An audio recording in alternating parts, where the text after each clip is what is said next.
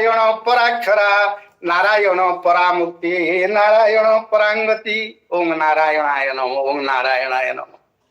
तेणु वर्तमान आम आलोचना करिसंती जे ए जो 6टी जिनस आलोचना कला परे जो 7टी प्रश्न अर्जुन पचारिथिले जे ब्रह्म कौन अध्यात्म कौन कर्म कौन अधिभूत कौन अधिजैव कौन अधियज्ञ कौन आउ तापर 7 नंबर क्वेश्चन से जो पचारिचंती वर्तमान आमे जानिबा जे भगवान को किमिति आमे पाइबा हमर मोक्ष किमिति हबो आउ ये पुनरावर्ती हबनी ए जन्म जो आसुचंती दुखालय संसार को आमे कौन कले आमे आउ दुखालय संसार को आसीबा नाही हमर मुक्ति हेइ जिवो सेतिरे से प्रथमे कहिचंती जो आपणकर 5 नंबर श्लोक 8म अध्याय रे जे अंतकाले च मामेव स्मरण मुक्त्वा कलेवरं ज प्रयाति समद भावं जाति नास्त्यत्र संशय अंतकाले च मामेव यदि शेष मुहूर्त रे मते के स्मरण करी करी देह त्याग करे ताहले से मोर भाव प्राप्त हबो अर्थात मते से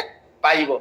ये शेष समय रे तो हमर आसी जीवो एमिति अवस्था सेतबेले तो माने प्राण प्रयाण समय बात पीत कफई कंठावरोधन स्मरण कुतस्ते ये सेतबेले तो ये बात पीत कफ जारी दबो हम भगवान को कोन स्मरण करबा ना जदि से सेहिति पई से कहउचंती यार बहुत उदाहरण अछि से दिन केमिति दुर्योधन से शेष मुहूर्त रे भगवान को दर्शन करिथिला कृष्ण को दर्शन करिथिला भीम और दुर्योधनकर जेतेबेले से मानसरोवर रे युद्ध चलीला सेतेबेले पहुंचीचंती कृष्ण कृष्णଙ୍କ इंगित रे दुर्योधन को मारिचंती तांको जंघ को किए ना भीम भीम मारिला परे दुर्योधन पड़ी जाइचंती एवं दुर्योधनकर बाक वितंडा चलीची श्रीकृष्णଙ୍କ संगे श्रीकृष्ण कहउचंती तू बहुत किछि अन्याय करिथिलु अग्नि दौ गर दौ शैव शस्त्र पाणी धनापो ये क्षेत्र धारा पहर्ता च ये सड़ हाथ ताइन 6टा हाथ ताईर कार्य करिचु ताकू जमी देई नो क्षेत्र तांकर राज्य देई नो तांको स्त्री किमती कलु न्यारे पुड़ी देलु पुणी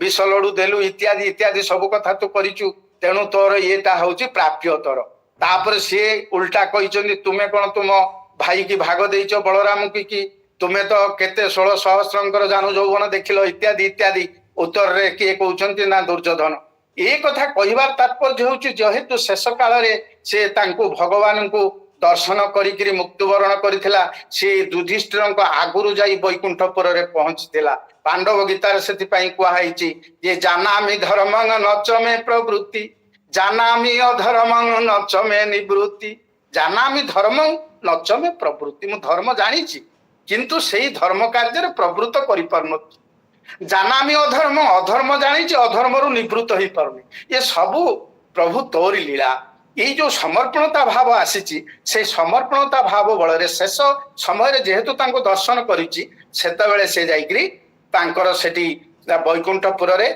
स्थान पाइची एतिकी मिनती आहे लक्ष्मीपति श्रीमुखरु आज्ञा हेउ अंतिम काल रे विदाय बेला रे नाम धरी जीव जाऊ मोक्ष पाइबा को हेले शेष मुहूर्त रे तांको स्मरण करिया पड़िबो अरे तांको किमिति स्मरण करिया पड़ो ता उत्तर रे 8 नंबर श्लोक रे कहिचंती कोन ना अभ्यास जोग जुक्तेन चेतसा नान्यगामिना परमं पुरुषं दिव्यं जाति पार्थनो चिंतयन तेणु परमात्मा को शेष समय रे चिंतन करिबा को हेले तो आजिरु अभ्यास करिबो यदि आजिरु अभ्यास करिथिबो शेष मुहूर्त रे भगवान तोर ख्याल पड़िबे तू यदि आजिरु अभ्यास करिनु कोन सेतेबेले संगे संगे ख्याल पड़िबे तेणु वर्तमान रु तू अभ्यास करिबा आरंभ करि दे जदि जहा तू चिंतन करिबु मृत्यु समय रे सही भाव तू प्राप्त हबु ये जंग जंग वापि स्मरण भावं त्यजतन्ते कलेवरं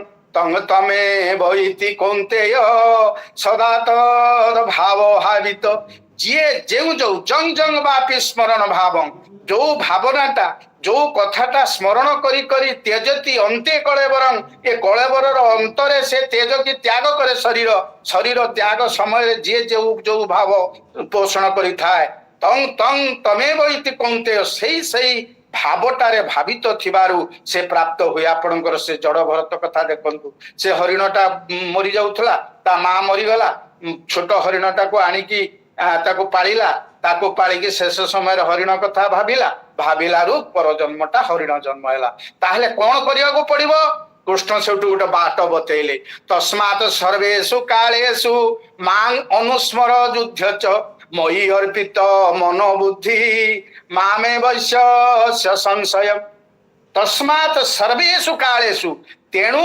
सर्वेषु सबु समय रे कालेषु को समय रे मांग मते अनुस्मर चिंतन कर युद्ध मध्य कर एटा केमिति संभव मयि अर्पित मनोबुद्धि मो पाखरे जेतेबेले मनोबुद्धि तोर अर्पण हो जाइतिबो मांग एव एससी मते केवल पाई असंशय सन्देह करिवार कारण नहीं उदाहरण कौन से दिन जरासंध भीमंकर युद्ध जरासंध पाखरु भीम माड़ खाइछि भीम जरासंधकर युद्ध होइछि जरासंध मारिछि भीम को भीम फेरी आछि तांकर शिविर को शिविर रे आसिकी बसिकी देखुछि देह सारा तार चिन्ह माड़र चिन्ह काली आउ मु जरासंध सहित युद्ध करिबि नाही ए कथा कही भीम बसी पड़िला बेले कृष्णंकर सेठी आविर्भाव होइछि भगवान श्री कृष्ण सत्य शिव सुंदर मंगलमय से कहउछन्ति अरे भीम तू आज जेते बेले युद्ध करूथुलु तू कोन भाबुथुलु तू निजे युद्ध करूछु बोली भाबुथुलु तो निज ऊपर कर्तृत्व भाव थिला तू आसंता काली आउ ता करिवनी तू कोन करिवु ना तस्मात् सर्वेषु कालेषु मां अनुस्मर युद्ध च मते तो स्मरण करी करी युद्ध करिवु आउ मयि अर्पित मनोबुद्धि मो पाखरे तो मन तो बुद्धि तो शक्ति ताकू अर्पण करिवु तापरे कोन होउछि देख तू जितुछु कि नाही माड़ खाउछु कि माड़ मारुछु भीम मन को पाइला कहला हौ मु तो आज माड़ खाइछि आउ काली जाई न थांती तुमे यदि प्रभु कहउछ मु काली युद्ध को जीवी हला जरासंध सहित युद्ध भीमंकर जरासंध सहित युद्ध चली जरासंध पिटुची भीम को भीम पछपटे अच्छा किए ना कृष्ण टिके दूर रे ठिया आईकरी से चाहते भीम एपटे माड़ खाऊची देखुची काहाकू ना कृष्ण कृष्ण कौन कले ना तलू गोटे दुब घास आनी ताकू चिरी देला पर एक कथा भीम देखिला परे जरासंध को ऊपर माड़ी बसला जरासंध को चिरी देला जरासंध को चिरी देला परे से जरासंध फेर बर पाई जोड़ी गला सेठू पुणी माड़ देला उठिकी जरासंध सेठू भीम कही मयि अर्पित मनोबुद्धि तांको पाखरे मो मनोबुद्धि अर्पण करी स्मरण करी युद्ध करी सेठू जमी चाहिए कृष्ण कौन कले पुणी गोटे धुब घास आनिले आणिकी ताको चिरिकी डाहाण पट धुब घास को बाँ को पकेले बाँ पट दुब घास को डाहाण को पकेले क्रॉस करके पकेदेले तापर ये कौन कला ना भीमता को फाड़ी देछि जरासंध को एवं तार डाहाण पट अंग को बाँ पट को पकेछि बाँ पट अंग डाहाण इत्यादि एक कथा कहबार मोर सार मर्म गप कहवा उद्देश्य नुह जे भगवान को स्मरण करी भगवान को मन अर्पण करी भगवान को बुद्धि अर्पण करी कार्य कले से कार्यर आ पाप लागे नहीं नैव किंचित करमीति युक्त मन्ये तत्त्वविद पश्यन शनन स्पर्शन जिघ्रन अच्छन गच्छन स्वपन सचन प्रलपति सृजन गुणन उन्निशन निमिषन्नपि इंद्रियाणि इंद्रियार्थेषु पतन्ति धारयन् ये जेते जहा ये इंद्रिय रे कार्य होउची ये सबु इंद्रिय माने करूचंती अर्जुन तू कौन करिवो ना ब्रह्मण्याध्याय कर्माणि संगम त्यक्त्वा करोति जो लिप्यते न स पापेन पद्म पत्र मीमांभसा ब्रह्मणि आधाय ब्रह्म रे आधार की स्थापन करिवो तोर मन बुद्धि आउ संगम त्यक्त्वा आसक्ति शून्य होई की कार्य करिवो ब्रह्मण्याध्याय कर्माणि संगम त्यक्त्वा करोति ज लिप्यते न स पापेन आउ पापरे तू लिप्त हबु नाही काहेकि ना तू कर्म करू कर्तृत्व भाव तो कर्म रे नाही भगवान को समर्पित कर देछु तेनु फल भगवान देबे ए कर्मण्येवाधिकारस्ते मा फले सुकदाचन मा कर्म फल हेतु माते संगस्तु अकर्मण्या मानेटा देखो तुम सुनुतली एबे या मानेटा श्लोकर मानेटा कहूँ आपण मैंने महान ज्ञानी अच्छा आप बुझंतु मो कथाटा को जहाँ कहूँ जे कर्मण्ये बाधिकारस्ते कर्मणि एव अधिकार ते कर्मणि माने कर्म गुड़िक अधिकार ते कि तुमर तुमर कर्म गुड़िक अधिकार अच्छे कर्मण्ये बाधिकारस्ते मा फलेषु कदाचन मा माने नाही फलेषु माने फल मानकरे कदाचन केबे ताମାନେ अधिकार कर्म उपरे अछि मु आपन गाड़ी देबी मु गछ लगेबी ए अधिकारता मोर अछि कर्म उपरे गोटे जिनस भगवान हमको अधिकार दैछंती मा फलेषु कदाचन ଫଳ ଉପରେ ଅଧିକାର ଦେଇନାହାନ୍ତି। ଏଠି ଯୋଉ ଆମେ ବ୍ୟାଖ୍ୟା କରିଦଉଛୁ ଏ ଶ୍ଳୋକରେ ଯେ you should work without expecting any result, ଏଠି ଆଶା ଶବ୍ଦ ନାହିଁ, ଆଶା ଶୂନ୍ୟ କଥା କୁହାଯାଇ ନାହିଁ। ଏଠି କୁହାଯାଇଛି ଅର୍ଜୁନ କର୍ମ କରିବାରେ ତୋର ଅଧିକାର ଅଛି, କର୍ମର ଫଳ ଉପରେ ତୋର ଅଧିକାର ନାହିଁ। ଅଧିକାର କଥା କୁହାଯାଇଛି, ଏଠି ଆଶା ଶବ୍ଦ ହିଁ ନାହିଁ। କାଲି ନା ପରଦିନ ମୁଁ ଶୁଣୁଥିଲି ଯେ ଫଳରେ ଆଶା କରିବାନି କାମ କରିବାରେ, ଆଶା କରିବନି କାମ କରିବ କେମିତି? ଆପଣ ସବୁ ଆଉ ଥରେ ଆପଣଙ୍କୁ ରିକ୍ୱେଷ୍ଟ କରିବି, ମୁଁ ଯୋଉଠି ଗଲେ ପ୍ରଥମେ କୁହେ ଯେ ପ୍ରତ୍ୟେକ କଥାର ତିନୋଟି ଅର୍ଥ, ଗୋଟେ ଲିଟରାଲ ମିନିଂ, ଗୋଟେ ଗୋଲ୍ଡେନ ମିନିଂ, ଗୋଟେ ମିସଚିଫ୍ ମିନିଂ। ଆପଣ ସବୁବେଳେ ଲିଟରାଲ ମିନିଂ ଟା ବୁଝିଲେ ଆପଣଙ୍କ ବ୍ରେନ ଖର୍ଚ୍ଚ କରିକି ଆପଣ ତା ଗୋଲ୍ଡେନ ମିନିଂ କାଢିବେ। କାହିଁକିନା ଦୁଇଟା ବସ୍ତୁ ସମାନ ନୁହେଁ ସାରା ବିଶ୍ୱରେ। କୋଟି କୋଟି ଛୁଞ୍ଚି ଗୋଟିଏ ଫ୍ୟାକ୍ଟରୀରୁ ବାହାରୁଛି, ଦୁଇଟା ଛୁଞ୍ଚି ସମାନ ନୁହେଁ। କୋଟି କୋଟି ପତ୍ର ଗୋଟେ ଗଛରେ ଅଛି, ଦୁଇଟା ପତ୍ର ସମାନ ନୁହେଁ। ତେଣୁ ଆମର ଏଇ ଯୋଉ ଭଗବାନ କୃଷ୍ଣ ସେ କୁରୁକ୍ଷେତ୍ର ରଣାଙ୍ଗନରେ କହିଲେ, ବ୍ୟାସଦେବ ତାକୁ ରଚନା କଲେ, ଲେଖିଲେ, ପାଠାୟ ପ୍ରତିବୋଧିତା ଭଗବାନ ନାରାୟଣ ସ୍ୱୟଂ ବ୍ୟାସେନ ଗ୍ରଥିତା। ବ୍ୟାସ ତାକୁ ଗୁନ୍ଥିକିରି ତାକୁ ଗୋଟେ ଶ୍ଳୋକ ରୂପ ଦେଇକିରି ସବୁ କଲେ। ଇଏ ଯୋଉମାନେ କଲେ, ଯୋଉମାନେ କହିଲେ, ସେ ଲେବୁଲକୁ ଆମେ ଯାଇପାରିବାନି। ତେଣୁ ତାଙ୍କର ବ୍ରେନ ଷ୍ଟାଣ୍ଡାର୍ଡ, ତାଙ୍କର ଥଟ୍ ଥିଙ୍କିଂ ଷ୍ଟାଣ୍ଡାର୍ଡ ଆମର ସମାନ ନୁହଁ। ତେଣୁ ସେ କାହିଁକି ଲେଖିଛନ୍ତି, କଣ ଲେଖିଛନ୍ତି, ସେ ତ କେତେ ପରଭଟେଡ ବୁଲି ବୁଲି ବୁଲି ଆମ ପାଖରେ ପହଞ୍ଚି ପ୍ରକୃତ ତଥ୍ୟ ବି ଆମ ପାଖରେ ନାହିଁ ଏପର୍ଯ୍ୟନ୍ତ। ସବୁ ପୋଡି ପୋଡାକି ନଷ୍ଟ କରିଦିଆ ହେଇଛି ଆମ ପୂର୍ବ ଶାସ୍ତ୍ର ଗୁଡାକ। ଯାହା ଯେତିକି ଅଛି ସେତିକି ମଧ୍ୟ ଆମେ ଠିକ ଭାବରେ ବୁଝିପାରିବାନି। ଆମେ ତ ପାଖାପାଖି ଯାଇପାରନ୍ତି, ଯେହେତୁ ଦୁଇଟା ଜିନିଷ ସମାନ ନୁହେଁ। ଯିଏ ଲେଖିବାର ଯୋଉ ମନୋବୃତ୍ତି ନେଇ ଯୋଉ ଷ୍ଟାଣ୍ଡାର୍ଡ ଅଫ ଥଟ୍ ତାଙ୍କର ଥିଲା, ଆମର ସେଇ ଷ୍ଟାଣ୍ଡାର୍ଡକୁ ଗଲେ ତ ଆମେ ବୁଝିବା। ତେଣୁ କେତେବେଳେ ମିସଚିଫ୍ ମିନିଂ କି ଯିବେ ନାହିଁ, ସବୁବେଳେ ଆପଣ ଯିବେ ଲିଟରାଲ ମିନିଂ କି, ତା ଶବ୍ଦର ଅର୍ଥକୁ ନେବେ। ଆଉ ଗୋଲ୍ଡେନ କି ଯିବେ ଏଇଥିପାଇଁ ଯେ ଏ ଶ୍ଳୋକ କି କଥା କି ଇଏ ତାର ଅର୍ଥଟା ଆମ ପାରିବାରିକ ଜୀବନରେ କଣ ଦରକାର, ଆମ ଦେଶର ଜୀବନରେ କଣ ଦରକାର, ଆମ ଗ୍ରାମ୍ୟ ଜୀବନରେ ଚାକିରିରେ ଆମ ସବୁ କଣ ଦରକାର, ସେଇଟା ସେତିକି ଆମେ ନବା। ନହେଲେ ଯେତେ ଆମର ସମସ୍ୟା ଭାରତବର୍ଷ ପରିବାର ଭିତରେ ରାଜ୍ୟ ଭିତରେ ହଉଛି, 90% ପ୍ରୋବ୍ଲେମ ସବୁ ମିସଅଣ୍ଡରଷ୍ଟାଣ୍ଡିଂ। ସ୍ୱାମୀ କଥା ସ୍ତ୍ରୀ ବୁଝିପାରୁନାହିଁ, ସ୍ତ୍ରୀ କଥା ସ୍ୱାମୀ ବୁଝିପାରୁନାହିଁ। ଆମର ଯୋଉ ମିସଅଣ୍ଡରଷ୍ଟାଣ୍ଡିଂ ଯୋଉ ଶବ୍ଦଟା ଏଇ ମିସଚିଫ୍ ମିନିଂ ରୁ ହୁଏ। କୌଣସି କଥାକୁ ଠିକ ଭାବରେ ମୁଁ ଆପଣଙ୍କର ପ୍ରଜ୍ଞାପଥ ଯୋଉ ଅଛି ଅମରେନ୍ଦ୍ର ବାବୁଙ୍କର, ତାଙ୍କର ସନ୍ଧ୍ୟାବେଳେ 6:45 ଗୀତା ଆଲୋଚନା କରିବି, ଏଇଟା ହେଲା ଗୋଟେ ସେଣ୍ଟେନ୍ସ। ତା ଲିଟରାଲ ମିନିଂ ହେଲା ମୁଁ ଆଲୋଚନା କରିବି ସନ୍ଧ୍ୟାବେଳେ।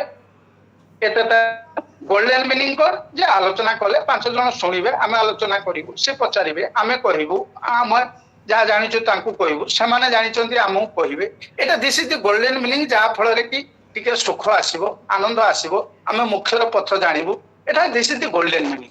ମିସଚିଫ୍ ମିନିଂ କଣ ନା, ସେ ଅମରେନ୍ଦ୍ରଙ୍କ ସାଙ୍ଗରେ ମିଶିଗଲା, ସେ ତାଙ୍କ ପାର୍ଟିକି ପଳେଇଗଲା, ସିଏ ସେଠି କହିଦେଲା, ଇଏ ଏଠି କହିଦେଲା, ଆମ ବିରୁଦ୍ଧରେ ଚାଲିଗଲା। This is the mischief meaning. ଏ ମିସଚିଫ୍ ମିନିଂ ରୁ ହିଁ ସୃଷ୍ଟି ହୁଏ କଳି ଝଗଡା। ତେଣୁ ଆମର କମ୍ ଟୁ ଦି ଡିସ୍କସନ, ଆମର ଡିସ୍କସନ ପଏଣ୍ଟଟା ହେଲା କଣ ନା, ଯେ ସବୁବେଳେ ଭଗବାନଙ୍କୁ ସ୍ମରଣ କରି କରିକି ଯିଏ ଦେହ ତ୍ୟାଗ କରିବ, କାମ କରିବ, ସେ ଭଗବାନଙ୍କୁ ପ୍ରାପ୍ତ ହବ। ତାପରେ ଆମେ ଯିବା ଆପଣଙ୍କର 9 ନମ୍ବର ଶ୍ଳୋକକୁ। ଅଭିନେ ପୁରାଣ ମନୁଶାସିତାରାଂ ଅଣୁ ଅଣିयांश ଅନୁସ୍ମରେ ସର୍ବସ୍ୱ ଧାତାର ମଚିନ୍ତ ରୂପଂ ଆଦିତ୍ୟ ବର୍ଣ୍ଣନ ତମସ ପରସ୍ତାତ୍ ପ୍ରୟାଣ କାଳେ ମନସା ଚଳେନ ଭକ୍ତ୍ୟା ଯୁକ୍ତ ଯୋଗ ବଳେନ ଚୈବ ଧ୍ରୁବୌରୁ ମଧ୍ୟ ପ୍ରାଣ ସତନ ପୁରାଣ ଅନୁଶାସିତା। କବି ହଉଛି ପଣ୍ଡିତ, ପରମାତ୍ମା ହଉଛି ପଣ୍ଡିତ ସର୍ବଜ୍ଞ। ପୁରାଣ ସେ ଅନାଦି, ଅନୁଶାସିତାର ସମସ୍ତଙ୍କର ସାଧକ। ଅନୁଅଣିयांश ସୂକ୍ଷ୍ମାତି ସୂକ୍ଷ୍ମ, ସେ ଏତେ ଛୋଟ ଯେ ଆମେ ତାଙ୍କୁ ଦେଖିପାରିବାନି। ଆଉ ସର୍ବସ୍ୱ ଧାତାର ସମସ୍ତଙ୍କର ଧାରଣ ପୋଷଣ କର୍ତ୍ତା। ଅଚିନ୍ତ୍ୟ ରୂପ, ଆମେ ଏଇ ଯୋଉ ଆଖି ପାଇଛନ୍ତି, ସେ ଆଖିରେ ତାଙ୍କୁ ଦର୍ଶନ ସମ୍ଭବ ନୁହେଁ। ଆଦିତ୍ୟ ବର୍ଣ୍ଣ ତ ମୁଁ ବୁଝେଇଲି ବର୍ତ୍ତମାନ, ସେ ହଉଛି ପ୍ରକାଶକ ବର୍ଣ୍ଣ, ସୂର୍ଯ୍ୟଙ୍କର ବର୍ଣ୍ଣ ଭଳି। ଆଉ ଅଜ୍ଞାନ ଅନ୍ଧକାରରୁ ବହୁ ଉପରେ ଭଗବାନ ଅଛନ୍ତି। ଆଉ ଏଇ ଯୋଉ କଥାଟା ତାଙ୍କୁ ଯଦି ଭୃଜୁଗଳ ମଧ୍ୟରେ ସ୍ଥାନ ଦବ, କଣ କରିବ, ମୃତ୍ୟୁ ସମୟରେ ପ୍ରୟାଣ କାଳେ ମନସାଚଳନ, ଏ ମନଟାକୁ ନେଇ ମୃତ୍ୟୁ ସମୟରେ ଏ ଭ୍ରୁଲତା ମଧ୍ୟରେ ସେ ସ୍ଥାପନ କରିବ ତାର ପ୍ରାଣ ଶକ୍ତି। ସେ ମନଟାକୁ ଏଇ ଭ୍ରୁଲତା ମଧ୍ୟରେ ସ୍ଥାପନ କରି କରି ଯଦି କେହି ମୃତ୍ୟୁବରଣ ताले से मोक्ष प्राप्त हब परमात्मा को प्राप्त हो आउ तार दुखपूर्ण संसार को फेरिब ना से परम दिव्य पुरुष को प्राप्त हो प्राण काले मन सा चले न भक्तिया युक्त जोग बले न चईब भक्ति युक्त होगी जोग ध्रुवौर मध्य आखिपता प्राणमावेश प्राणता को स्थापन करता मझे ताहले परमात्मा को चिंतन करी करी देह त्याग करिवो ताहले से भगवान को पाइब आउ कौन किए भगवान को पाइब पुनर्जन्म हब नहीं ना सर्वद्वाराणी संयम मनुदी निरुद्ध च मुद्राधायात्मा प्राण मास्तित जोग धारणम ओम इति एकाक्षर ब्रह्म व्याहरण मामनुस्मरम जो प्रयाति तेजं देहं सदाति परमांगति सर्वद्वाराणी संयम्य सबु इंद्रियर सर्वद्वार नवद्वारे पुरे देई नैव कुर्वन्न कारयन तेणु समस्त इंद्रिय द्वार जो नौटा अच्छी ताको संयम करी मन को हृदय निरुद्ध करिवो मन हृदय निरुद्ध माइंडटा हृदय से हृदय जो करी सेठी नहीं रखिबो आउ कौन करिवो प्राणवायु को भ्रुकुटी मध्य स्थापन करी उत्तम रूपे जोगयुक्त होकरी ओम बोली एकाक्षर ब्रह्म एटा स्मरण करी करी देह त्याग कले तुम्हें परम गति हवा और पुनर्जन्म हबनी तेणु यही जो एटा कष्ट कर ओम इति एकाक्षर ब्रह्म व्याहरण मामनुस्मरण ओम बोली एक अक्षर ब्रह्म को जे स्मरण करी करी जव प्रयाति तेजं देहं प्रयाति तेजं देहं छ जाति परमांगति किशोर से लेफ्ट शुभुची तो गोटे फोन टा आसला शुभुची ना आज्ञा आज्ञा गुड सब सब क्लियर हो भाई ना क्लियर हो क्लियर सेन हो हां ताले परमात्मा के पाइबा और तार मोक्ष कहां हबो ना जे सब इंद्रिय द्वार देश को संयम करिवो मन को हृदय रे स्थापन करिवो हृदय माने छाती नुहे हृदय माने सेई जो थैलामस हाइपोथैलामस मझिरे जोटी आत्मार स्थान अछि जोटा इटर्नल ड्रामा ऑफ सोल्स जो जगदीश कुमार जो बही लिखिसंती जे प्लेस ऑफ सोल टा को जगह रे हमर से प्रजापिता ब्रह्म कुमारी से बही 99 बुक्स रिफर करके से लिखिसंती ता फोटो भी देइचंता दे 113 पेज रे अछि सेहिटी स्थापन करिवो सेहिटी यदि नैकरी मन को स्थापन करी देले ताहले मृत्यु समय रे ताहले भगवान को पाइबो नहले ओम यदि उच्चारण करी करी के देह त्याग करिवो ताहले मध्य भगवान को पाइबो एमिति बहुत रास्ता भगवान को पाइबार रास्ता से वर्णना करिचन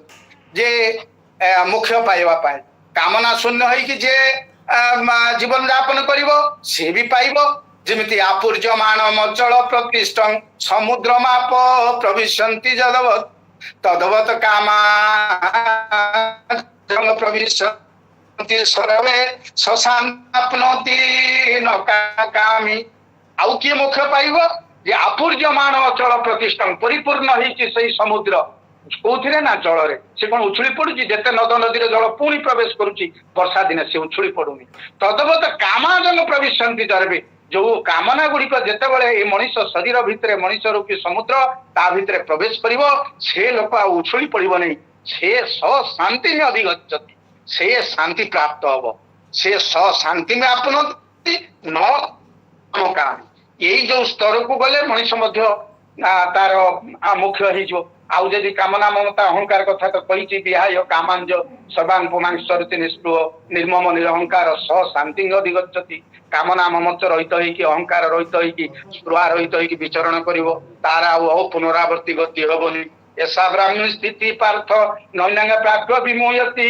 स्थित्वा सामान्त काले भी ब्रह्म निर्वाण मुच्यति आजिकार विषय वस्तु होची भगवत गीता एक मुख्य शास्त्र किमिति मुख्य प्रदान पाई हमको रास्ता शब्द मध्य बतैले जे ज्ञानटा को विज्ञान रे परिणत करिवो ज्ञानटा को विज्ञान रे परिणत करी सही जोग युक्त परमात्मा का चरण रे जोग करी ज्ञान विज्ञान जोग ताकू सही रास्ता गुड़िक बतई बतई बतई बतई वर्तमान चली तापरे पुणी कौन कहउचंती जो अंत सुख अंतराराम तथा अंतर ज्योति रेवच सजगी ब्रह्म निर्वाण ब्रह्मभूत अधिगच्छति अंतरात्मा रे सब सुख आत्मा रे जे रमण करुथिबो आत्मा रे से जार ज्ञानटा जुक्त होई रहिथिबो से तो अवश्य मोक्ष पाइबो तेणु से भी परम गति हबो ଆଉ ମନମନା ଭବ ମଦଭକ୍ତ ମଜାତି ମାଙ୍ଗ ନମସ୍କୁରୁ ମାମେ ବୈଶ୍ୟସୀ ଯୁକ୍ତ ଏବଂ ଆତ୍ମାନ ମରାୟଣ।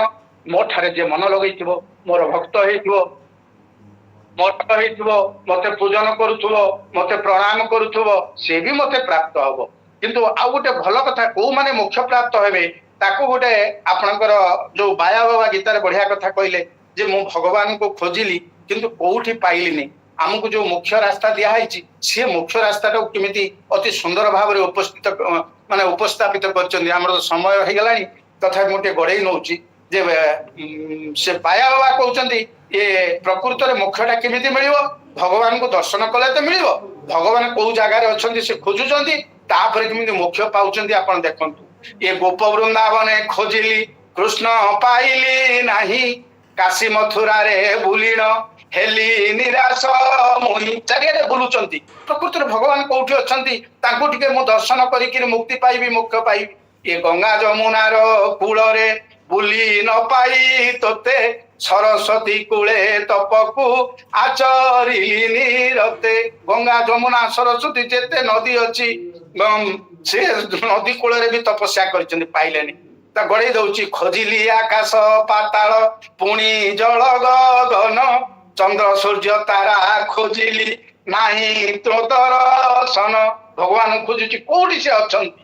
ରାଗ ତାଳ ଆଉ ନୃତ୍ୟରେ ଖୋଜି ଖୋଜି ରହିଲି, କାମ କ୍ରୋଧେ ମୋହେ ମୋହିତ ହୋଇ ଧନେ ଗମିଲି। ରାବ ତାଳ ବାଜା ବଜେଇକିରି ଗୀତ ଫିତ ଗାଇଲା, ଗୀତା ଫିତ ଗାଇକି ବୁଲିଲା, ଦେଖିଲା ଆରେ ମୁଁ ଯେତେବେଳେ ବଜଉଛି ବାଜା ସେତେବେଳେ ବାଜାର ସ୍ୱର ପାଖରେ ମୋର ମନ ଅଛି ନା ଭଗବାନଙ୍କ ପାଖରେ ମନ ଅଛି। ଆପଣ it is up to you all to decide. ଏ ପର୍ବତ ପାହାଡେ ଖୋଜିଲି ତାର ଦର୍ଶନ ପାଇଁ, ପୁର ଗ୍ରାମ ଦେଶ ନଗର ବୁଲି ନିରାଶ ମୁହିଁ। ଯେ ପାହାଡରେ ବି ବହୁତ ଦିନ ସେ ରହିଲେ, ଆମର ସେ ଶୈଳଂ ଯୋଉ କେଉଁଝରରେ, ସେଠି ଆଉ ଭଗବାନଙ୍କୁ ପାଇଲେନି। ପାଇଲେ କୋଉଠି ନା କସ୍ତୁରୀ ନାଭିରେ ଭରିଣ ଯେନେ ମୃଗ ଭ୍ରମୟୀ, ତୋ ବାସନା ସେ ତଥା ମୁଁ ବୁଲି ବୁଲି ମରଇ। ସଦଗୁରୁ ଦିନେ ବତାଇ ଦେଲେ ଏକ ବଚନେ, ଶିଶୁ ମୁନା ସ୍ଥାନେ ନିବେଶୀ ମନ ଦେଖ ଯତନେ। କସ୍ତୁରୀ ନାଭି, ଏ ହରିଣଟାର ନିଜ ନାଭିଟା ପାଚିଛି, କସ୍ତୁରୀ ବାସ୍ନା ହଉଛି। କସ୍ତୁରୀ ବାସ୍ନାଟାକୁ ହରିଣ ଶୁଙ୍ଘିକି ସେ ବୁଲୁଛି ଜଙ୍ଗଲ ସାରା, ଯେ ବାସ୍ନାଟା ଆସୁଛି କୋଉଠି। କିନ୍ତୁ କସ୍ତୁରୀ ନାଭି ଅର୍ଥାତ୍ ତା ନିଜ ନାଭିରୁ ଏ କସ୍ତୁରୀ ବାସ୍ନା ବାହାରୁଛି, ଏ କଥା ସେ ହରିଣ ଜାଣେ ନା। କାହାକୁ ଜଣେଇଲା କିଏ ନା ସଦଗୁରୁ ଦିନେ ବତାଇ ଦେଲେ ଏକ ବଚନେ, ଶିଶୁ ମୁନା ସ୍ଥାନେ ନିବେଶୀ ମନ ଦେଖ ଯତନେ। ସେଇ ପିରଳା ଶିଶୁ ମୁନା, ସେଇ ଯୋଉ ମେରୁଦଣ୍ଡର ଶେଷରେ ଯୋଉଠି ସେଇ ଆତ୍ମାର ପ୍ଲେସିଂ ଅଫ ସୋଲ ଥାଲାମସ ଆଉ ହାଇପୋଥାଲାମସ ମଝିରେ ସେଇ ଯୋଉ ଭିତ, ସେଇ ଯୋଉ ହୃଦୟ, ସେଇଥିରେ କଣ କଲେ ନା ମନଟାକୁ ନେଇକି ସ୍ଥାପନ କରେଇବା ପାଇଁ ଶିଖେଇଲେ କିଏ ନା ସଦ୍ଗୁରୁ ଶିଖେଇଲେ। ଏ ତଦ୍ବିଧି ପ୍ରଣିପାତେନ ପରିପ୍ରଶ୍ନେନ ସେବୟା, ଉପଦେକ୍ଷନ୍ତି ତେ ଜ୍ଞାନଂ ଜ୍ଞାନିନ ତତ୍ତ୍ୱଦର୍ଶିନ। ସେ ତତ୍ତ୍ୱଦର୍ଶୀ ତେ ଜ୍ଞାନଂ, ସେଇ ଜ୍ଞାନ ଦେବେ। ତାଙ୍କ ପାଖରେ ପ୍ରଣିପାତ କଲେ, ଷଟ୍ ସମ୍ପତ୍ତି ନେଇକି ଗଲେ। ସେ କଣ ଜ୍ଞାନ? ସେଇ ଜ୍ଞାନଟା ନା ଯଜ୍ઞାନ୍ତ୍ୱା ନ ପୁନର୍ମୋହ ଏବଂ ଯାସ୍ୟସି ପାଣ୍ଡବ। ଯାହା ଜାଣିଲେ ଆଉ ଏ ସଂସାର ପ୍ରତି ପୁଣି ମୋହ ଜାଗ୍ରତ ହବ ନାହିଁ, ତୁ ମୋକ୍ଷ ପାଇଯିବୁ। ସେ ଜ୍ଞାନଟା ଗୁରୁ ଦେଲେ। କଣ ଦେଲେ? ଏ ଦେଖୁ ଦେଖୁ ତାର ଦର୍ଶନ ହେଲା ହୃଦ ମନ୍ଦିରେ, ଭିତର ବାହାର ସମାନ ଭଗବାନ ନାମରେ।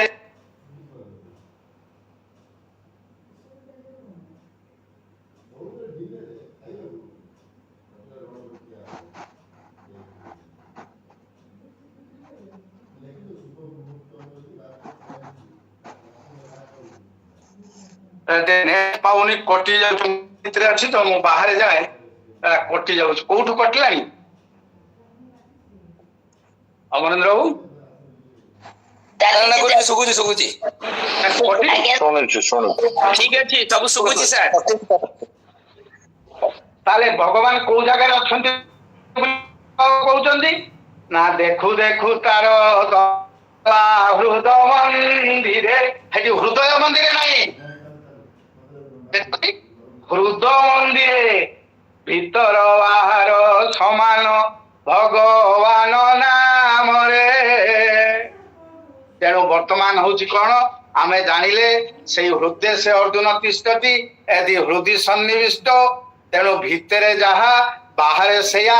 ଏହି ସ୍ତରକୁ ଯେତେବେଳେ ଆସିଯିବ ମଣିଷ ତାଙ୍କୁ ଦର୍ଶନ, ଆମେ ସବୁ ମୁଖା ପିନ୍ଧା ମଣିଷ, ଭିତରେ ଗୋଟେ ବାହାରେ ଗୋଟେ।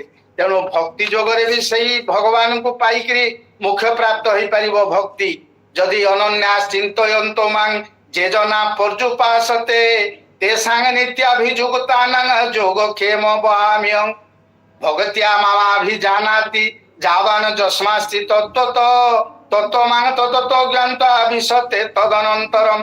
ସେଇ ପରାଭକ୍ତି ଦ୍ୱାରା ଆମେ ଯଦି ସେଇ ଭଗବାନଙ୍କୁ ଯଥାର୍ଥ ଭାବରେ ଜାଣିପାରିଲେ ତାହେଲେ ମଧ୍ୟ ଭଗବାନଙ୍କୁ ଆମେ ପାଇପାରିବା। ଭକ୍ତାତ୍ୱ ଅନନ୍ୟା ଶକ୍ୟ ଅହଂ ଏବଂ ବିଧୋର୍ଜୁନ ଜ୍ଞାନ୍ତୁଂ ଦ୍ରଷ୍ଟୁଂ চ ତତ୍ତ୍ୱେନ ପ୍ରଭବିଷ୍ଟୁଂ চ ପରନ୍ତପ। ଜ୍ଞାନ୍ତୁଂ ଜାଣିବୁ, ଦ୍ରଷ୍ଟୁଂ ଦେଖିବୁ, ଆଉ ପ୍ରଭବିଷ୍ଟୁଂ ତା ଭିତରେ ପ୍ରବେଶ କରିବୁ। କୋଉଥିରେ ନା ଭକ୍ତି ଦ୍ୱାରା। ଏଇ ଯୋଉ ଆମେ ଭାଗବତର ଯୋଉ ପ୍ରଥମରୁ ଏକାଦଶ ସ୍କନ୍ଦ ଯୋଉ ଭକ୍ତି ଆଣିବା ପାଇଁ, ନିରୋଧ ଅବସ୍ଥା ପ୍ରାପ୍ତି ପାଇଁ, ଆବେଗ ପାଇଁ ଆମେ ତାକୁ ପଢନ୍ତି। ପଢିଲା ପରେ କର୍ମ କଲେ ଦ୍ୱାଦଶ ସ୍କନ୍ଧରେ, ତାପରେ ଯାଇକିରି ମୁକ୍ତି ହୁଏ। ତେଣୁ ଜିନିଷ ହଉଛି ଭକ୍ତି, ଇଏ ହଉଛି ମୂଳ ଜିନିଷ। ଭକ୍ତି ଏଟା ଆସେ କୋଉଠୁ, ତାର ଗୋଟେ ଅନ୍ୟ ଭକ୍ତି ଯୋଗ ଯେମିତି ଭକ୍ତିମୟ ଗ୍ରନ୍ଥ ଏ ଗୋଟେ ଚାପ୍ଟର। ତେଣୁ ଆଉ ଦିନେ ତାକୁ ଆଲୋଚନା କରିବା, ଆମର ବିଷୟ ସରିବନି।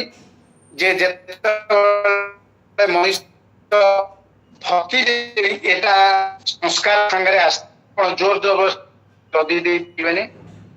ତେଣୁ ସେ ଭକ୍ତିଟା ଯେତେବେଳେ ମଣିଷ ଜନ୍ମ ହୁଏ, ଆପଣ ଏଇ ଜନ୍ମର ଶେଷରେ ଯେତେବେଳେ ମୃତ୍ୟୁବରଣ କରିବେ, ସେତେବେଳେ ମନ ଇନ୍ଦ୍ରିୟ ପ୍ରକୃତିର ସ୍ତରକୁ ନେଇକି ଆମେ ଯିବା। ତେଣୁ ସେଇ ଯୋଉ ସ୍ତର ଆମର ଯାଇଥିବା, ସେଇ ଯୋଉ ପ୍ରକୃତି ନେଇ ମନ ଇନ୍ଦ୍ରିୟ ପ୍ରକୃତି ଯେତେବେଳେ ଜନ୍ମ ହବ, ପୁଣି ତାକୁ ନେଇକିରି ଆସିବ। କାହିଁକିନା ଶରୀରଂ ଯଦବାପ୍ନୋତି ଯଥାପି କ୍ରାମତି ଈଶ୍ୱର ଗୃହୀତ୍ୱା ଏତାନି ସଞ୍ଜାତି ବାୟୁ ଗନ୍ଧା ନିବାସୟା। ଶରୀରଂ ଯଦା ବାପ୍ନୋତି, ଯଦା ଅବପ୍ନୋତି, ଶରୀର ଯେତେବେଳେ ଆସେ ଅର୍ଥାତ ଜନ୍ମ ଗ୍ରହଣ କରୁ। ଉତ୍କ୍ରାମତି ଈଶ୍ୱର, ଅର୍ଥାତ ଶରୀରରୁ ଈଶ୍ୱର ଚାଲିଯାଆନ୍ତି, ଅର୍ଥାତ ମୃତ୍ୟୁବରଣ କରୁ। ସେତେବେଳେ କଣ ହୁଏ ନା ଗୃହୀତ୍ୱା ଏତାନି ସଞ୍ଜାତି, ଗୃହୀତ୍ୱା କି ନେଇ, ଏତାନି ମାନେ ଏଇଗୁଡିକ, ସଞ୍ଜାତି ମାନେ ଚାଲିଯାଏ। କିପରି? ପୁଷ୍ପର ଗନ୍ଧ ବାୟୁ ଯେମିତି ବହନ କରି ନିଏ, ଏ ମନ ଇନ୍ଦ୍ରିୟ ପ୍ରକୃତିକୁ ନେଇ ଏ ଆତ୍ମା ପୁରୁଷ ଚାଲିଯାଏ। ଜନ୍ମ ଯେତେବେଳେ ଆମେ ହୁଅନ୍ତି, ଯେ ସତ୍ୱଂ ରଜ ତମ ଇତି ଗୁଣା ପ୍ରକୃତି ସମ୍ଭବା, ଯେ ଏ ପ୍ରକୃତିରୁ ଆମେ ଜନ୍ମ ବେଳେ ପ୍ରକୃତି ଆଣିଲେ, ପ୍ରକୃତିରୁ ରଜ ଆଉ ତମ ଆଉ ସତ୍ୱ ଗୁଣ ସୃଷ୍ଟି ହେଲା। କିଏ କୋଉ ସ୍ତରକୁ ଯାଇଛି, କେତେ ଭକ୍ତି କିଏ କରିଛି ଏ ଜନ୍ମରେ, ତାର ପୁଣି ସେ ଜନ୍ମରେ ଆସନ୍ତା ଜନ୍ମ ଯେତେବେଳେ ହବ, ସେ ପୂର୍ବାଭ୍ୟାସ ନତେ ନେଇବ ହ୍ରିୟତେ ହବ ସୋପିସ ଜିଜ୍ଞାସୁରପି ଯୋଗସ୍ୟ ଶବ୍ଦ ବ୍ରହ୍ମାତି ବର୍ତ୍ତତେ। ପୂର୍ବାଭ୍ୟାସ, ପୂର୍ବ ଜନ୍ମରେ ଯୋଉ ଅଭ୍ୟାସ ଯେତେ ଥିବ ପୁଣି ଷ୍ଟାର୍ଟ କରିବାକୁ ପଡିବ। ପ୍ରଯତ୍ନ ଯତମାନସ୍ତୁ ଯୋଗୀ ସଂସିଦ୍ଧ କିଳିବିଷ ଅନେକ ଜନ୍ମ ସଂସିଦ୍ଧି ତତ ଜାତି ପରାଙ୍ଗତି। ଏପରି ବହୁତ ପ୍ରକାର ମାନେ ବହୁତ ଜନ୍ମ ଏପରି ସାଧନା କଲେ ତାପରେ ପରାଙ୍ଗତି ହୁଏ। ବହୁ ନାଗ ଜନ୍ମ ନାମନ୍ତେ ଜ୍ଞାନବାନ ମାନ ପ୍ରପଦ୍ୟତେ ବାସୁଦେବ ସର୍ବମିତି ସ ମହାତ୍ମା ସୁଦୁର୍ଲଭ। ସେଇ ମହାତ୍ମା ଦୁର୍ଲଭ, ଭଗବାନ ଦୁର୍ଲଭ ନୁହନ୍ତି। କୋଉ ମହାତ୍ମା? ଯେ ବହୁତ ଜନ୍ମର ଶେଷରେ ତାଙ୍କୁ ଡାକେ ଏବଂ ସିଏ ଯିଏ ସିଦ୍ଧି ଲାଭ କରେ, ସେଇ ମହାତ୍ମାଟା ଦୁର୍ଲଭ, ଭଗବାନ ଦୁର୍ଲଭ ନୁହନ୍ତି। ତେଣୁ ବର୍ତ୍ତମାନ ଆମର ଆଲୋଚନାର ବିଷୟବସ୍ତୁ ଚାଲିଗଲା 14 ନମ୍ବର ପର୍ଯ୍ୟନ୍ତ। ଆମେ ଟିକେ ସମୟ ଅତିକ୍ରାନ୍ତ ହେଇଗଲା, ଘୋଡେଇ ଦବା।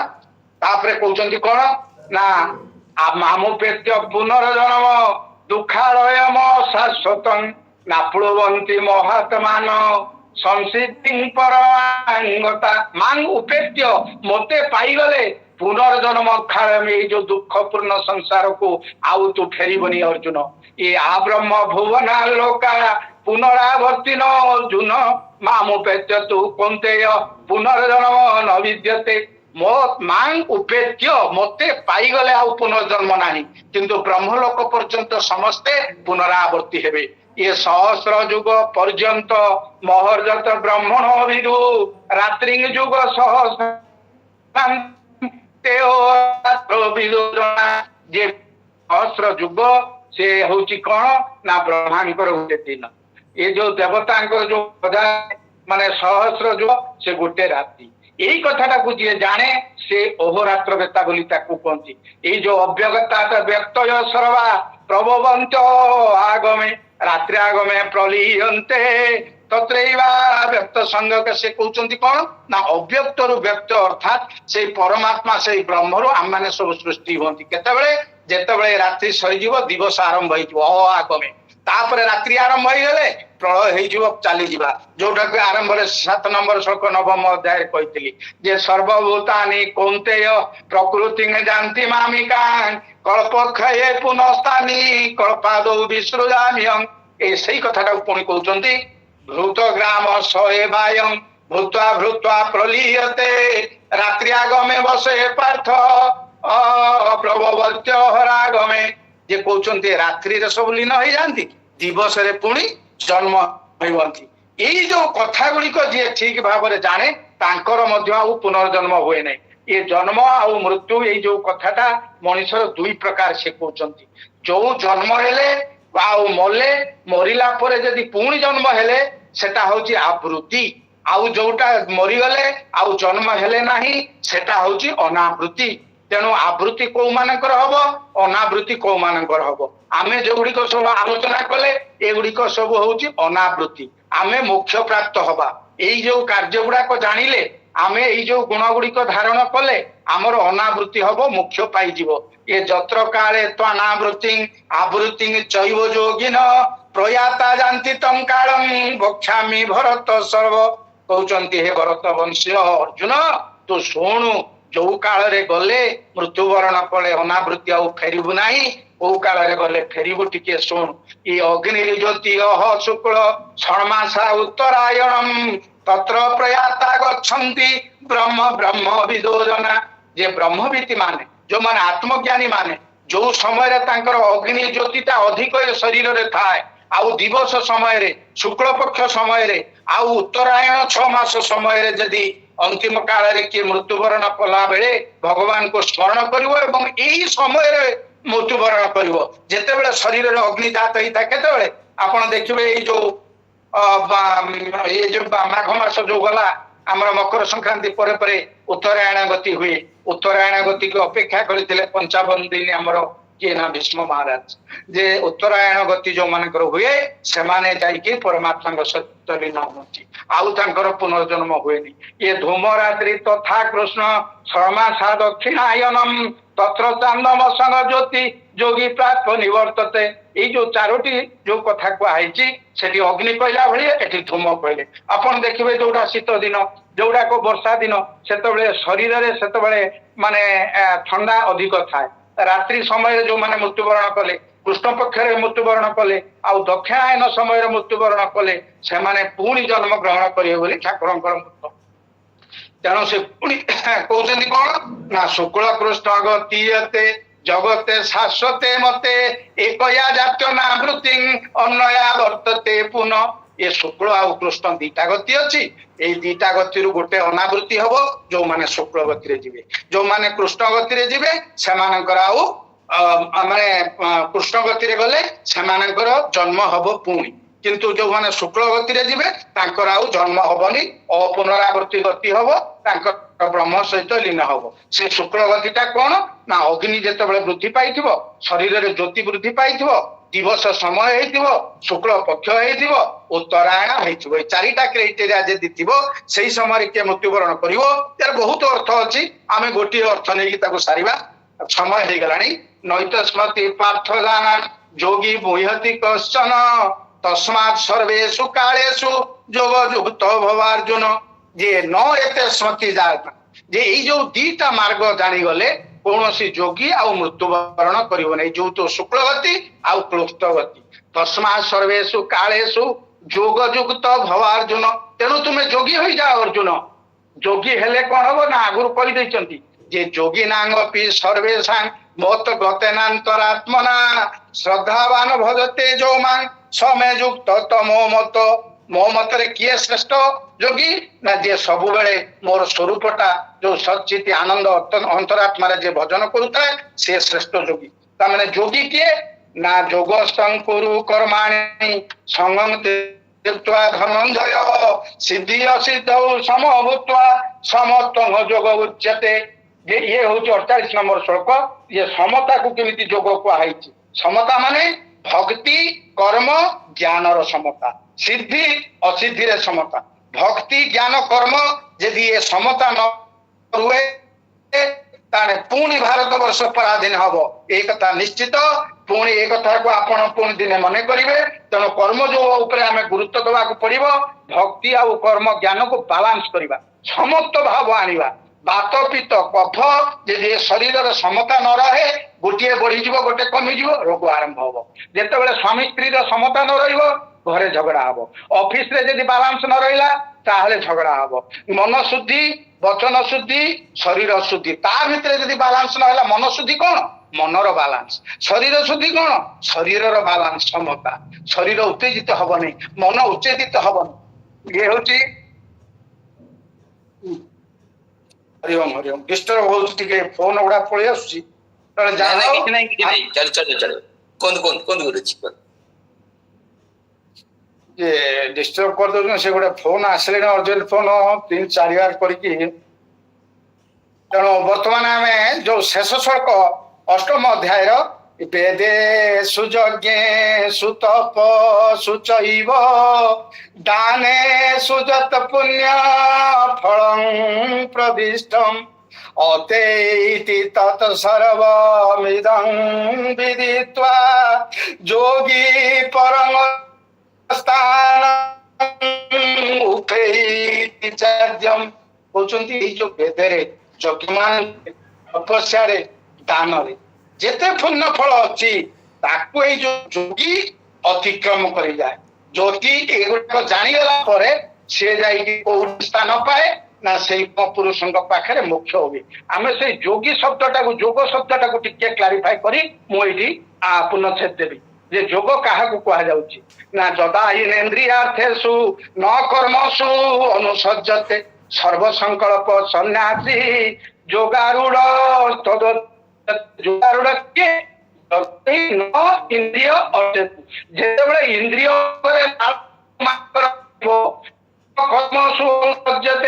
କର୍ମରେ ଯାହାର ଆସକ୍ତି ଭାବ ନାହିଁ, ସର୍ବ ସଂକଳ୍ପ ସନ୍ନ୍ୟାସୀ ଯାହାର କାମନା ନାହିଁ, ସଂକଳ୍ପ ନାହିଁ, ସେ ହଉଛି ଯୋଗାରୂଢ। ସେ ହଉଛି ଯୋଗର ପ୍ରତିଷ୍ଠିତ ହେଇଛି ବୋଲି ତାକୁ ଜାଣିବାକୁ ପଡିବ। ଆଉ କିଏ ଯୋଗୀ? ଯୋଗୀର କ୍ରାଇଟେରିଆ ଦେଖନ୍ତୁ କଣ ଦେବେ। ଯେ ଯୋଗୀର କ୍ରାଇଟେରିଆ ପୁଣି ନା ଆତ୍ମୈବାବତିଷ୍ଠତେ ନିଷ୍ପୃହ ସର୍ବାମେଭ୍ୟୋ ଯୁକ୍ତ ଇତି ଉଚ୍ୟତେ। ତଦାସି ହଉଛି ଯୁକ୍ତ, ହେଉଛି ଯୋଗୀ। ଯଦା ବିନୟତ ଚିତ୍ତମ୍, ଚିତ୍ତଟା ବିନୟତ କି ସଂଯତ ଯାହା ରହିଛି। ଆଉ ଆତ୍ମନି ଏବ ଅବତିଷ୍ଠତେ, ଆତ୍ମାରେ ସବୁବେଳେ ସେ ଯୁକ୍ତ ବା ଅବସ୍ଥିତ ହେଇକି ରୁହେ। ନିଷ୍ପୃହ ସର୍ବକାମେଭ୍ୟୋ, ସବୁ କାମନାରୁ ସ୍ପୃହା କମି ଯାଇଛି, ସେ ହଉଛି ଯୋଗୀ। ତେଣୁ ପ୍ରଥମେ 8 ନମ୍ବରରେ କହିଲେ, ପୁଣି ତାକୁ ଶେଷରେ ମଧ୍ୟ ସେଇଟାକୁ କହିଲେ। ଆଉ 32 ନମ୍ବରରେ କହିଦେଲେ ଯେ ଶ୍ରେଷ୍ଠ ଯୋଗୀ ତା ଭିତରେ କିଏ ନା ଆତ୍ମ ଉପମେନ ସର୍ବତ୍ର ସମଂ ପଶ୍ୟତି ଯୋ ଅର୍ଜୁନ ସୁଖଂ ବା ଯଦି ବା ଦୁଃଖଂ ସଯୋଗୀ ପରମୋ ମତ। ଆତ୍ମ ଉପରେ ମାନେ ନିଜ ଆତ୍ମା ପରି ସମସ୍ତଙ୍କ ଆତ୍ମାଟାକୁ ଯିଏ ଦେଖୁଥିବ, ସୁଖ ଦୁଃଖରେ ସମାନ ମଣୁଥିବ, ସିଏ ହଉଛି ଶ୍ରେଷ୍ଠ ଯୋଗୀ। ଆମେ ଏଇଠି ଆଜିକା କାର୍ଯ୍ୟକ୍ରମକୁ ଶେଷ କରିବା। ଗୀତା ହଉଛି ଗୋଟେ ମୁଖ୍ୟ ଗ୍ରନ୍ଥ, ଆଉ ଭାଗବତ ମଧ୍ୟ ମୁଖ୍ୟ ଗ୍ରନ୍ଥ। କିନ୍ତୁ ଗୀତା ହଉ, ଭାଗବତ ହଉ, ଅଷ୍ଟାବକ୍ର ଗୀତା ହଉ କି ଅନ୍ୟ ଯେକୌଣସି ଗ୍ରନ୍ଥ ହଉ, କିନ୍ତୁ ତା ଦେହରେ ମୋକ୍ଷ ପାଇବାକୁ ହେଲେ ଆମକୁ କିଛି କରିବାକୁ ପଡିବ। କାର୍ଯ୍ୟ କଲେ ଆମେ ଫଳ ପାଇବା। ଏ ମନୁଷ୍ୟ ମାତ୍ର କରମର ଦାସ, ଫଳ ଈଶ୍ୱର ହାତରେ। ଯେ ଆମେ କଣ କରିବା ନ କରିବା ସେଇଟା ଆମ ହାତର କଥା, କିନ୍ତୁ ଫଳ ଈଶ୍ୱର ଦେବେ। ମାନ ଧର୍ମକୁ ଚାହିଁନ ପ୍ରଭୁ ଫଳ ଦେବେ, ଭାବିବ କର୍ମ ଶେଷରେ। ତେଣୁ କର୍ମ ଏ ମାଧବ ମାନସିକ କଥା। ଆଉ ବେଶୀ ଲମ୍ବେଇବାନି, ଏଇଠି ବକ୍ତବ୍ୟ ଶେଷ କରିବା। ଭୁଲ ଥିଲେ କ୍ଷମା ଦେବେ। ন ମନ୍ତ୍ରଂ ନ ଯନ୍ତ୍ରଂ ତଦପି চ ন ଜାନେ ସ୍তুତି ମୋହ ন চাহ্বানং ধ্যানং তদপি চ ন জানে স্তুতি কথা ন জানে মুদ্রা তদপি চ ন জানে বিলপনং পরং জানে মাত তদনুসরণং ক্লেশহরণং অন্যথা শরণং নাস্তি তুমেব শরণং মম পাপ পঙ্কে নিমগ্নস্মি ত্রাহি মাং মধুসূদন। ओम दौ शांति, अंतरिक्षं शांति, पृथिवी शांति, रापो शांति, प्रसदय शांति, वनस्पतयो शांति, विश्वदेवा शांति, ब्रह्म शांति, सर्वं शांति शांतिरेव शांतिरेधि शांति। ओम क्षमा ओम शांति शांति ओम हरि ओम।